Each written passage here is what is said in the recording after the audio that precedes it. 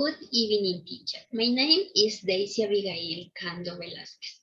In this time, I am going to give the summary of topic 2 and 3 of the platform. Gender equity and biological development and health. Gender equity. First, I am going to define gender. They are the attitudes and behaviors accepted by society as appropriate aspect of being a man or a woman. Gender parity refers to the same proportion of girls and boys enter and complete schooling.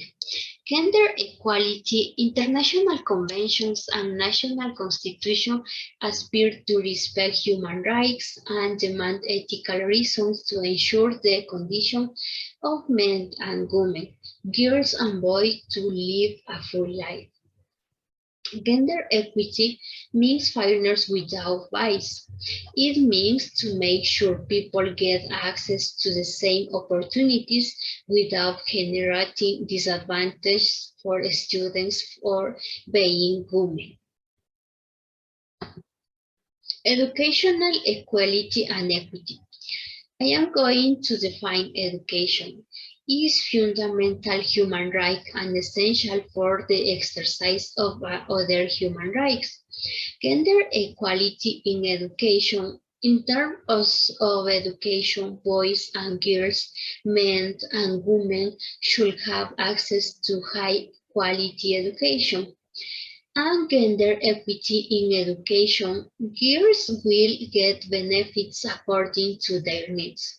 This is important to get gender equity is necessary. Traditional gender roles causing gender inequality should be removed. And Ministry of Education should put gender equity in its programs and textbooks, radio and TV programs and audiovisual documents. Causes of gender discrimination in education. Gender discrimination in education is the unfair treatment of girls and denial of opportunities and violation of rights. Political factors. Gender equality and gender equity promote peace. Socioeconomic factors. Poverty is one factor preventing children and especially girls from getting access to education.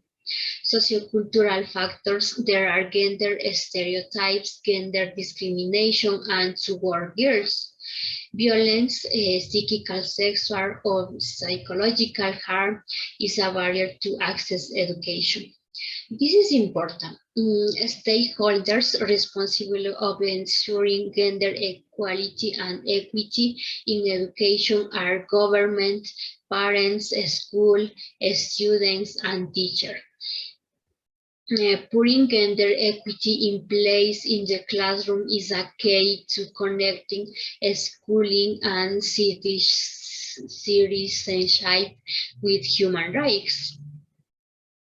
On the other hand, biological development and health includes a stage that starts when a baby is still in the womb. The brain develops during the prenatal period, but it will continue to go through more changes during the early years of childhood. The prenatal period includes germinal stage are 0 to 2 weeks. Embryonic stage are 3 to 8 weeks. And fetal stage are 9 weeks to birth. Also, brain development before birth. Human brain development takes place in the third gestational week and extends at least through late adolescence. There are two processes that contribute to the brain development: gene expression and the impact of the environment. Growth and development stage in infants and children. Child development refers to the sequence of psychical, language, thought, and emotional changes that occur in a child from birth to the beginning of adulthood. The biology of adolescent development. Adolescence is the period of transition between childhood and adulthood. Happens 10 to 20 years. The changes that take place during this period are psychical, intellectual, personality, and social. Changes occur according to genetics and the environment. And finally, how health affects a child and an adolescent's school performance. The word health refers to a state of complete emotional and psychical well-being and resource for living and enjoying a full life. And the relationships between school performance and various health concerns. You should sleep properly. Psychical activity helps children develop social skills, improve mental health.